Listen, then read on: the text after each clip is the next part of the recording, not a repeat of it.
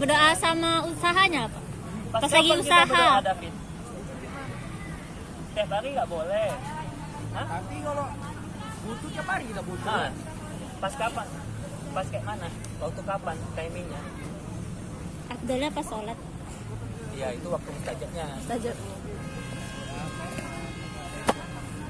Iya, yang pertama saat kita memang butuh kali nih Taya.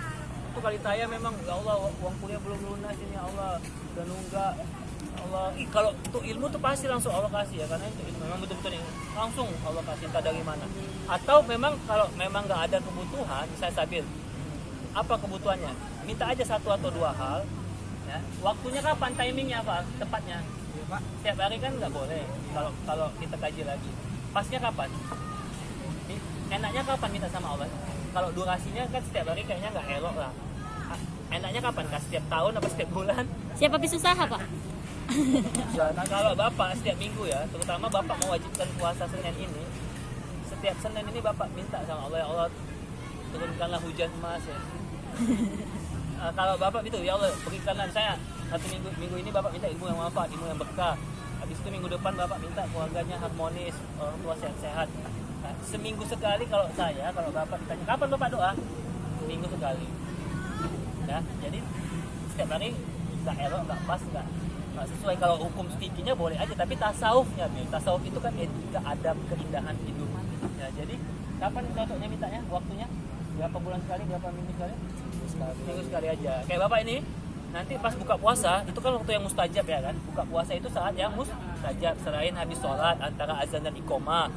Saat kapan lagi hari Jumat badal asar, itu satu waktu-waktu yang mustajab. Terus ketika kita sujud ya, terutama di sepertiga malam dia lagi sujud, dia itulah kemarin kita bahas, sepertiga malam lagi sujud. Yang tadinya si Taya sama si Said begitu disabit istiqomah 1 bulan 2 bulan, sepertiga malam dan lagi sujud, itu dia minta sama Allah, tertekong lah itu sih. Ya kan? Yang tadinya mau belok kiri akhirnya dia masuk tol ya, Kuala Lumpur. Itu dia etika, bukan filosofi doa. Oke, itu dia, baru kita mulailah pembukaan mata kuliah kita. Rabbana zidna ilma amalan sholihan maqbula. Ya, ini bukunya dibaca, buku kita hadis ekonomi, terutama tentang itu ya, kajian-kajian kita tentang riba, tentang harta itu di bab 3 kepemilikan, itu masuk kepemilikan itu adalah harta ya. Tentang keuangan negara kita bahas juga nanti ini, bagaimana konsep Islam mengatur devisa negara, itu ada diatur juga. Pembangunan ekonomi, khususnya pembangunan yang berkeadilan, keadilan sosial bagi seluruh rakyat Indonesia. Ya, itu sosial, berarti kita pakai komunis ya. Kalau kita kaji-kaji sosial kayak Pancasila yang kelima itu sosial, itu kan ada kajian sosial, berarti kita konsep sosialisme kita tahu kemarin kan apa itu? Kesamarataan. Ya, sama rata sama rasa ya kan, Melani, apa maksudnya? Sama rata sama rasa itu apa maksudnya dia? Konsep sosialis ekonominya, politiknya Semua hak. Ya, sama rata sama rasa itu artinya gimana? Semua punya hak yang Pokoknya sama. semua satu sakit, satu badan sakit semua merasakan. Yang semua menikmati kekayaan, semua kalau bisa rata kaya. Itulah makanya gaji di negara komunis, gaji dokter misalnya 5 juta nggak jadi 5 juta, cuma 3 juta, nggak nggak jauh beda sama yang lain kan mungkin guru 2 juta, jadi sama. Bahkan ada katanya ada yang bilang sama waktu itu di Soviet. Itulah sosialis sama rata, berat sama di pikul, ringan sama di bagus juga sosialis itu. Itu konsep sosialis, mau sama ratakan. Karena bagus juga. Ya. Jadi kalau si Sabil punya tanah 10 hektar, itu negara bisa ngambil 9 hektar itu hak negara. Asal niatnya untuk kemakmuran katanya. Itulah sosialis itu. Kayak gitu. Nanti ada tikus-tikus berdasi, Pak. Kayak mana ya? Terus sosialis itu kan ada konsep BPJS, fasilitas kesehatan ya kan. Kalah.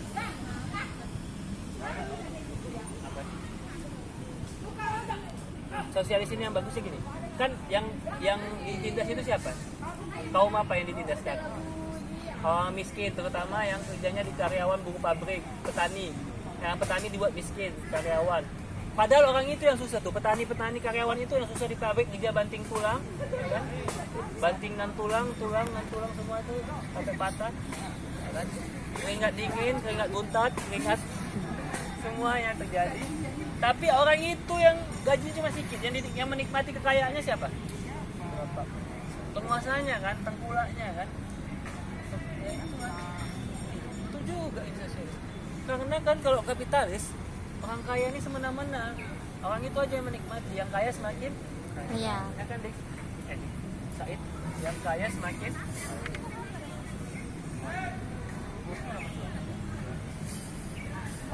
konsep sosialis ya kan. Menurut kalian bagus nggak itu konsep sosialis gitu? Konsep sosialis ini kayak mana? Kalau konsep sosialis nggak ada lagi lah perlu dunia yang dikejar Pak. Padahal kita sila kelima keadilan sosial. Kenapa? Kalau misalnya konsep sosialis nggak ada lagi lah dunia yang dikejar. Kalau misalnya sama rata semua. Norwegia gimana? Melani, konsep sosialis sana konsep sosialis menurut sana gimana? Bagus nggak yang Bapak bilang tadi kan? Dia lebih berpihak kepada orang yang miskin, karyawan buruh pabrik, karena mereka yang kerja yang banting tulang, ya kan? Bantingan tulang, keringat dingin, keringat buntat, ya kan? Keringat darah, ya kan? Nah, bahkan kata Islam, ketika orang itu karyawan kita punya karyawan, karyawan kita kerja, terus dia keringat, jangan sampai keringatnya itu kering, baru kita gaji. Sebelum keringatnya kering, udah kita kasih duitnya. Sebelum dia kelelahan, kita udah kasih. Ya kan? Itu kan sosialis kan, untuk apa? Untuk merasakan penderitaan masyarakat. Jadi bagus lah konsepnya. Iya. Terus sosialis ini gini, yang sosialis itu bagus, konsep tolong menolong dia. Tadi ya, kekayaan si Sabil itu bisa dinikmati orang banyak. Sosialis. Jangan dinikmati segelintir orang. Karena di dunia ini kekayaan itu hanya dinikmati oleh berapa persen? Kekayaan kita ini, dunia ini hanya dinikmati 10%. Jadi kalau misalnya ditanya, orang Medan misalnya berapa juta? 2 juta penduduknya. Paling yang menikmatinya, yang kaya, memang betul kaya, paling populasi dari 2 juta itu cuma 10%-nya berapa? Dari 2 juta penduduk kota Medan, paling 200.000 ya. 200.000 yang kaya. Dan maafnya itu lebih banyak asing dan aseng. Aseng. Aseng. Baik. Oke, sudah baik. Jadi kayak mana menurut saya? Karena tadi sosialis tadi dia mencoba membatasi kekayaan, jangan sampai alat-alat kekuasaan dikuasai oleh segelintir orang tadi yang 10% tadi. Itulah sosialis. Bagus nggak? Ya, kita jadi sosialis aja ya. Tapi konsep agamanya nggak, mereka itu nggak ada kasta. Jadi nggak ada, tadi Bapak bilang nggak ada kelas-kelas, nggak ada ulama, nggak ada umat, yang ada semua sama semua. Bisa nggak itu kita terima konsep tanpa kelas itu, tanpa hierarki, tanpa ada golongan? Nyata ya, kalau sosialis bilang nggak boleh, kan sama rata semuanya, nggak boleh ada ulama, nggak boleh ada umat, nggak boleh ada orang kaya, miskin, semuanya sama. Itu konsep Islamnya betul nggak itu? Dalam Islam bagaimana itu konsepnya, Faisal? Masa nggak ada kasta, nggak ada golongan-golongan? Kayak manapun manusia pasti ada itu, ya? Kita terima nggak itu konsepnya? Kalau prinsipnya, semangatnya oke lah, jangan sampai yang kaya itu terlalu rakus sekali. Tapi konsep tidak meniadakan kasta itu kayaknya bukan fitrah manusia, bukan. Allah itu menciptakan apa ya? Menciptakan suatu keseimbangan.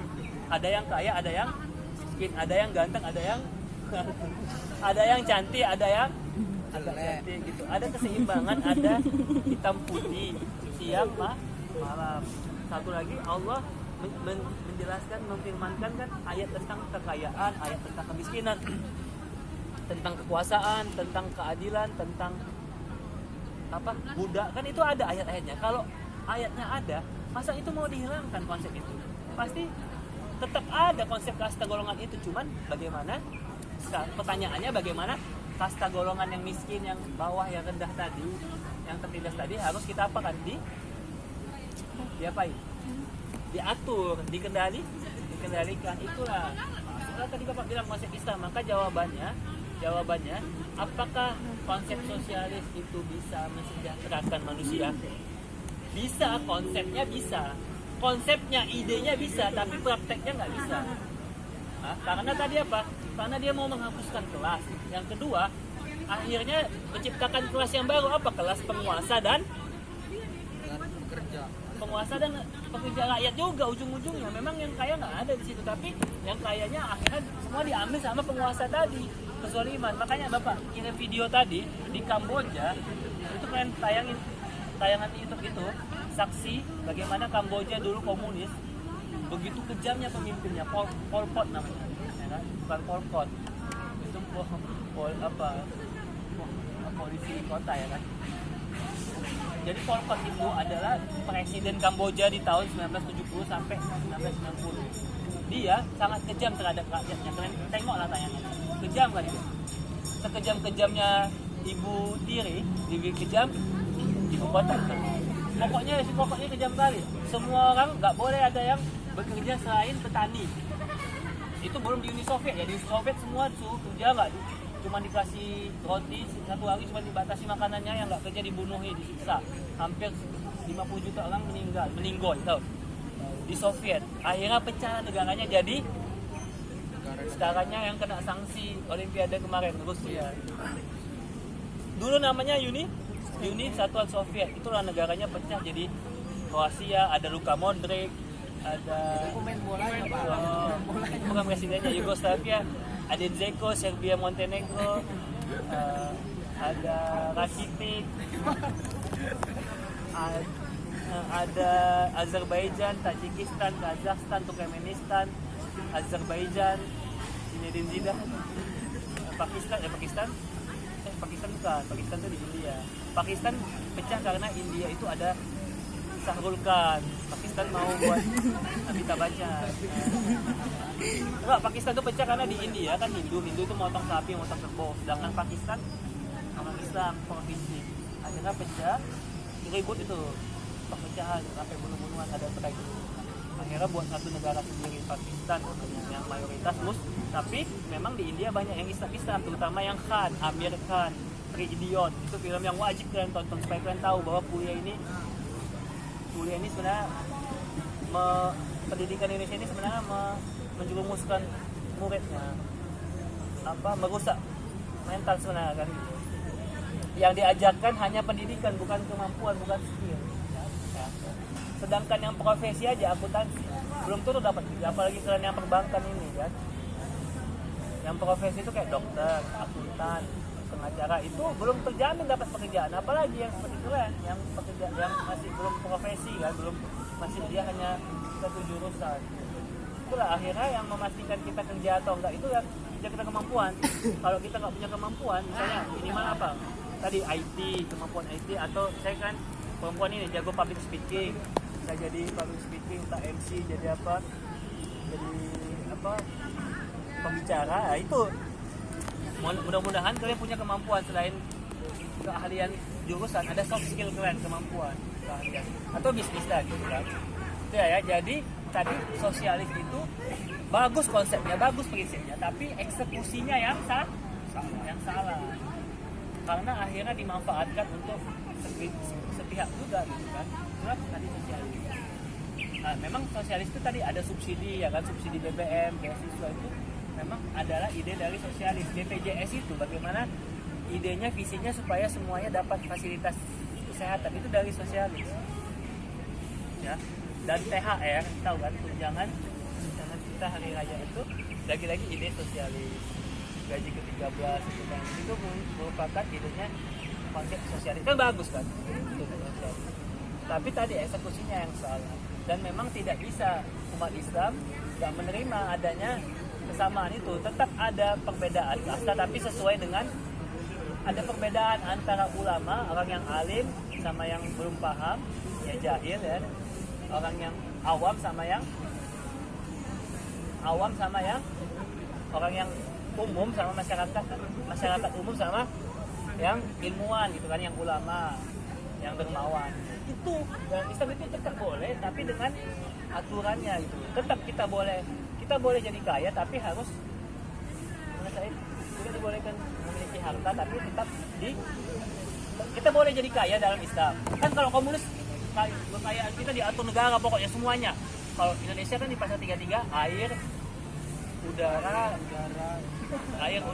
api dan tanah adalah kekuatan elemen avatar. Diatur oleh negara. Diatur oleh negara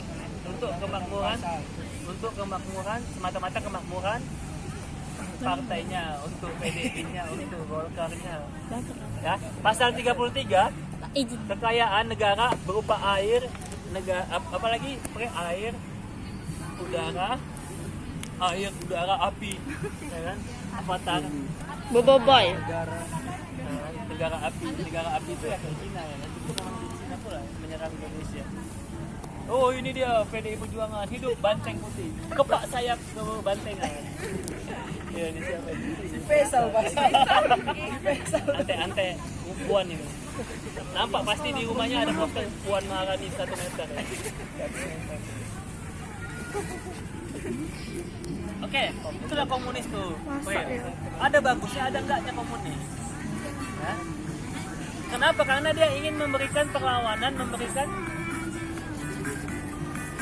ini ingin memberikan check and balances, keseimbangan. Ketika kapitalis ada, ya, jawabannya kemarin apa jawabannya? Apakah kapitalis bisa mesejahterakan rakyat? Jawabannya kalian apa tadi? Kapitalis. Ya, ekonomi kapitalis Indonesia ini bisa nggak mesejahterakan rakyat Indonesia, masyarakat pada umumnya? Nggak bisa, nggak berhasil. Itu yang kaya semakin kaya. yang miskin semakin kismin. Contoh, adanya supermarket yang udah dikit apa? Yang nggak undang-undang Indomaret, ya kan? Indomaret itu Alfamart. Akhirnya ketika itu muncul, ya kan, Indomaret muncul. UMKM atau warung apa namanya, yang warung rokok apa namanya tuh, warung apa? Yang kedai rokok, kedai sembako namanya apa? Kedai apa namanya? Kedai sampah, grosir. Sampah. Kedai apa namanya? Dia Kedai apa? sampah, ya. Warung kelontong. Ya. Itu semenjak ada Indomaret tadi, Alfamidi apa? Mukidi. Mati kan, bahkan tutup buku ya kan, bukan tutup usia kan, usia beda. Ya Melani, itu akibat ada tadi. Memang ada pekerjaan, Pak, tapi kan Alfamart, Indomaret itu merekrut pekerja juga, karyawan. Iya, tapi kan berapa lah dibanding masyarakat kecil yang dimatikan usahanya. Pasar kita memang PR-nya pasar itu kan. Salpok, Pak. Memang PR-nya kan pasar itu, pajak itu kan memang ada salahnya juga dijorok ya, pajak kita nggak teratur ya. Pajak gambel. Namanya pajak, Pak. Juga sih. Salpok. Tapi kan ya maunya kita benahi lah, jangan udah ngapain kita ke pajak, mending kita ke beras lagi supermarket kan. Jadi kan akhirnya pajaknya mati, pajaknya jadi apa? Kayaknya ya. Jadi berkurang, nggak laku kan. Kayak gitulah, memang kapitalis jahat. Jadi sosialis jahat, kapitalis jahat. Kapitalis mengajarkan kita untuk terus main tadi, nggak puas-puas, konsumerisme. Apa konsumerisme? Kita diajarkan apa Taya? Konsumerisme. Untuk terus belanja terus nggak puas-puas. Ada promo Shopee COD, bayar langsung di tempat. Ada 11, 12. Nah, itu terus habis kita dicuci otaknya, Bil. Untuk belanja terus sama kapitalis. Akhirnya kita nggak bisa membedakan antara mana keinginan sama mana kebutuhan. Pokoknya kita harus belanja eyeshadow, eyeliner, apalagi Plus on. apa? Plus on. Skincare, semuanya lah habis duit kita. Kayak gitu kan. Uangnya kan memang kalaupun ada uang apa uangnya nggak ditabung aja. Uangnya kan simpan, atau uangnya nanti nih ketika nanti udah punya suami, uangnya nih Pak, abang Pak, ini ada tabungan adik sedikit untuk bantu-bantu bikin rumah ya kan Melani. Ini lah bang, nanti ini untuk DP rumah kita ya kan. Alhamdulillah, nggak apa-apa bang, walaupun rumahnya SSSS tahu Aku SSS. sedih nih kok dia ambil lagi. Rumah SSSS tahu pengen. Hah? Rumah rumah sangat sempit sekali sehingga selonjoran saja sangat susah. Ya, sangat sempit sekali sehingga selonjoran saja sangat susah. Yang penting ada abang. Rumah keong lah. Ada abang Iqbal aja di samping adik udah senang. Oh. Tahun 2 tahun ya kan? tahun ketiga. Astagfirullah, enggak lah. Insya Allah. Kalau memang betul kalau istrinya soleha kayak April ya kan? Oh, Masya Allah. Istrinya soleha nurut kayak saya, insya Allah lah ada rezeki Allah bukakan itu. Tapi tunggu dengan ditambah lagi dengan doa, jadi jangan usaha saja. Tapi usaha itu pun Bil, kayak bapak kan nggak doa sama seminggu Bil. Kan bapak seminggu sekali doa. Dengan usaha kita menunjukkan kita niat mau dapat rezeki, itu juga doa. Dalam usaha itu kan juga ada harapan. Usaha itu juga bentuk lain dari doa. Jadi jangan hanya minta doa aja, ada usaha. Jangan hanya usaha aja, nggak ada keseimbangan antara feeling, perasaan. Doa itu kan dengan perasaan dan logika kita kan menuntut kita usaha. Jadi keseimbangan, memutuskan sesuatu itu jangan hanya logika aja. Kayak wanita kan lebih kepada perasaan. Jangan aktifkan juga logika. Kan bucin boleh, tapi Bodoh jangan. Bodoh Tahu jangan. Bodoh setengah aja, setengah bodoh. Ya Faisal termakan. Laki-laki lebih banyak logikanya, tapi perasaannya nggak ada ya kan. Ceweknya misalnya si Taya nih, Said, Taya, belum makan ya. Ya udah tahu nanya kata Taya. Harusnya kan gitu pasal 1. Misalnya Taya mau makan apa, suka hati lah kan. Akhirnya dibelikan si Said nih, dibelikan tahu apa? Tahu bulat. Bakso bakar kan. Terus kata Taya, nggak mau lah, nggak suka. Tapi kata saya, ini kan aku belikan Taya, ini nggak makan lah deh, udah abang belikan ini deh. Nggak mau lah bang, nggak saya makan loh. Tapi tadi katanya belum makan, terus kata adik tadi apa? Terserah abang. Nah, kata-kata terserah itu adalah kata-kata yang nggak bisa diketahui maknanya kecuali hanya dia dan Allah. Sama seperti tukang beca belok kanan, beca mesin, nggak ada yang tahu dia kapan dia belok kanan kecuali dia dan Allah. Kata-kata terserah itu akan ada yang tahu kecuali Allah dan wanita itu yang bersangkutan yang tahu. Jadi kalau kita menebaknya sampai mati pun kita nggak akan bisa pasti tahu. Loh, udah dibelikan tadi kan, dibelikan Burger King KFC, tapi dia nggak mau, kenapa? Nggak selera katanya. Ah, ya mananya perempuan ini? Dibelikan salah, nggak dibelikan salah. Bagus, buang aja kamu. Ya kayak mana jadinya April? Kalau misalnya April bilang kata-kata terserah April itu maksudnya apa? Ya apa aja lah pasti. Ya terserah suka hati. Tapi nanti nggak mau mas ya? Karena nanti takutnya nanti kalau minta, matre kali nih cewek katanya gitu. Bukan tahu bakar, bukan tahu bulat ya kan? Tahu. Intinya gini, mungkin gini ada kata kuncinya, melibatkan juga perasaan. Mungkin dia tanya juga mau yang apa, yang asin-asin, pakai kuis gitu. Tanya kata kuncinya juga gitu kan. Itu jadi para ilmuwan psikolog itu udah meneliti wanita sampai 50 tahun 60 tahun nggak bisa ketebak juga. Pening juga, Nabi Muhammad pun kadang pening sama Aisyah istrinya, apalagi kita. Jadi sabar-sabar lah. Cobaan yang paling hebat itu dunia itu wanita. Kenapa kita bisa keluar dari surga? Bapak kalau jumpa sama ini Hawa, bapak marahkan ini. Woi Hawa, kau ya, kenapa kami ini laki-laki ini bisa keluar dari surga? Itu karena kalian ini yang buat kami keluar dari surga. Kalau nggak kami udah duduk kami merokok, kami ngopi di surga. Aduh, di senja yang di kopi senja ya kan. Apa istilahnya itu? Ada di sana Pak. Kami harusnya ini udah di surga nih Pril. Ini karena kalian tuh, pertama kalian banyak masuk ke neraka, kedua kalian yang membuat kami turun ke bumi. Jadi perempuan ini aduh pening lah. Untung kita kalau nggak dilahirkan nama perempuan kita udah memberontak, turunkan harga bensin, turunkan. Ya Melani kayak mana nih perempuan ini? Jangan dia kan masa 1 ya. Itulah perempuan ini sebenarnya dia nih tadi dia nggak salah. Yang salah itu siapa? Ya Nabi Adam yang salah. Kenapa? Ya. Pertama kan Nabi Adam digoda setan, iblis nggak apa-apa kan, tapi Hawa ya kan yang memimpin siapa? Yang memimpin Hawa atau Adam? Nah, yang maka tadi pasal 1 itu betul Val. Pasal 1 laki-laki yang memutuskan. Jadi kalau jadi laki-laki itu jangan lemah, ya betul nggak? Melani semangat kali nih Melani. Bukan. Jadi yang betul kayak mana?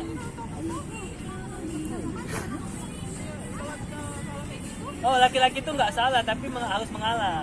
Oh, iya juga ya. Kita laki-laki mengalah untuk menang ya kan, Pak? Mengalah untuk menang ya kan? Daripada nggak dapat jatah ya kan? Apa itu jatah? Jatah Apa, Pak? Jatah? Makan. Oh, jatah Udah makan. pikiran udah ini aja traveling. Kalau kita melawan, ada istilahnya mengalah untuk menang tadi. Kita nggak apa-apa, kita mengalah asalkan bisa memenangkan hati adik.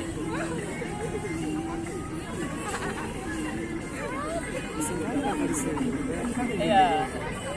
Panci semua, kecampak semua kan, piring, baskom, halaman pun. Oh gitu, curhat juga sih dapetnya pengalaman. Iya, misalnya panci, tembok, piring semua.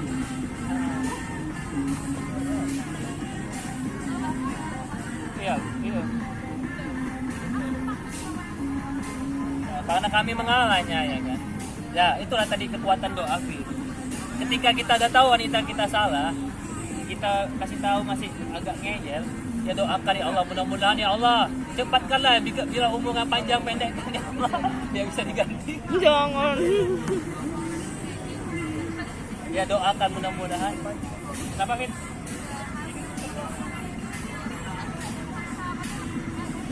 Bisa ya kan.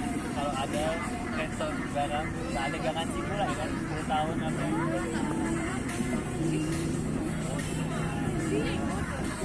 Seperti itulah ya, jadi kan kita sebagai laki-laki itu tadi, kita jangan langsung menyalahkan dulu, kita nasihati dulu, kita doakan dulu ya udah. Makanya kita bagi laki-laki itu harus banyak pengalaman, makanya jangan nikah dini itu jangan. Cukup andini saja ya ikatan cinta yang ada, jangan nikah dini itu nggak baik. Tuh, tapi Bang kata Allah kan apa? Kalau memang nafsu itu syahwat itu kan harus disegerakan. Betul nggak? Kita kan kalau ada ya kan kalau misalnya bisa disegerakan kenapa tidak? Oke, memang itu. Tapi kan kalau memang syahwat kita tinggi, kalau memang punya syahwat tinggi, ada obatnya apa? Ya, kayak bapak ini ya, setiap Senin puasa Senin Selami. Artinya puasa dari lapar dan haus, mengurangi makanan, puasa pandangan. Jangan ngasih download aja nih. Apa koleksi ada, aslinya ada. Papua kan semua. Berbagai macam ada. Kama Sutranya ada juga lengkap ya. 12 jilid ya. Waduh. Itu dia ya. Intinya kita tadi Bapak mau berpikir bijaksana supaya bisa melihat segala sesuatunya dari segala sisinya, segala halnya.